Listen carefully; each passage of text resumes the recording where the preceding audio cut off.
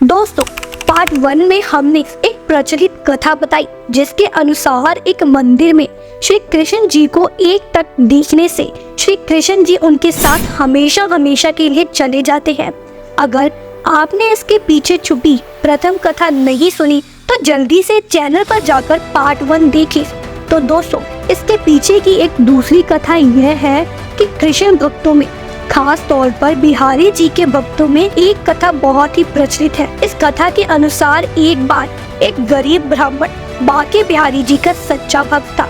एक बार उसने मजबूरीवश किसी महाजन से कुछ रुपए उधार ले लिए और हर महीने वह थोड़ा थोड़ा करके कर्जा चुकाता था। आखिरी किस्त से पहले उस महाजन ने उस पर अदालती नोटिस भिजवा दिया कि उधार बकाया है और पूरी रकम ब्याज सहित वापस करे।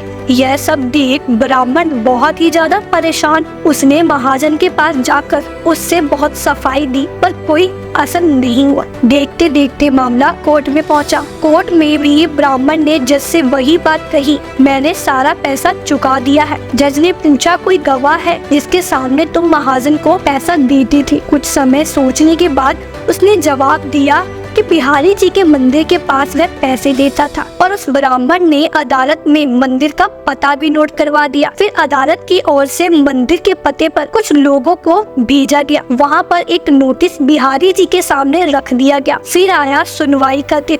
फिर गवाही के दिन एक बूढ़ा आदमी जज के सामने गवाह के तौर पर पेश हुआ। उसने कहा कि पैसे देते समय मैं हमेशा साथ होता था और इस तारीख को यह रकम वापस की गई है। और चमत्कार तो तब हुआ जब जज ने सेठ का वाही खाता खोला तो देखा तो गवाही सत्य निकली। रकम दर्ज थी, नाम फर्जी डाला गया था। जज ने ब्राह्मण को निर्दोष करार दिया। इसके बाद सेठ को चैन न पड़े। उसके मन में यह उथल पुथल मच रही थी कि आखिर वह गवाह था कौन। उसने उस गवाह को कभी देखा ही नहीं था। उसने फिर यह ब्राह्मण से पूछा तो ब्राह्मण ने बताया कि यह बिहारी जी के सिवाय और कौन हो सकता है। इस घटना ने जज को इतना ज्यादा विभोर कर दिया कि उसने उसी वक्त इस्तीफा दिया और चला गया और घर परिवार छोड़कर सब त्याग करके वह एक फकीर बन गया।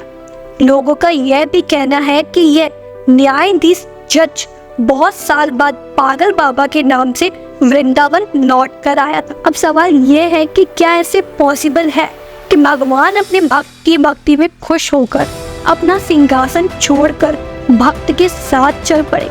तो जी हाँ दोस्त, आपको बता दें कि वृंदावन का मशहूर बांके बिहारी मंदिर एक ऐसा मंदिर माना जाता है जिसके बारे में कहा जाता है कि बांके बिहारी जी भक्तों की भक्ति से इतना ज्यादा प्रभावित हो जाते हैं कि वे मंदिर में अपने आसन से उठकर भक्त के साथ चल पड़ते हैं। इसीलिए इसी वजह से उन्हें मंदिर में पर्दे के अंदर रखा जाता है।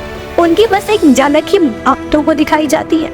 इसीलिए खास पुजारियों का एक समूह दर्शन के वक्त लगातार मूर्ति के सामने पर्दे को खींचता और गिराता रहता है। लोक कथाओं के अनुसार कई बार बांके बिहारी जी कृष्ण ऐसा कर भी चुके हैं, मंदिर से गायब भी हो चुकी है। और खास वजह यह है कि इसलिए यह पर्देदारी की जाती है। दोस्तों, क्या आपने भी बांके बिहारी जी के रूप खुश कर देने वाली मुस्कान देखी है?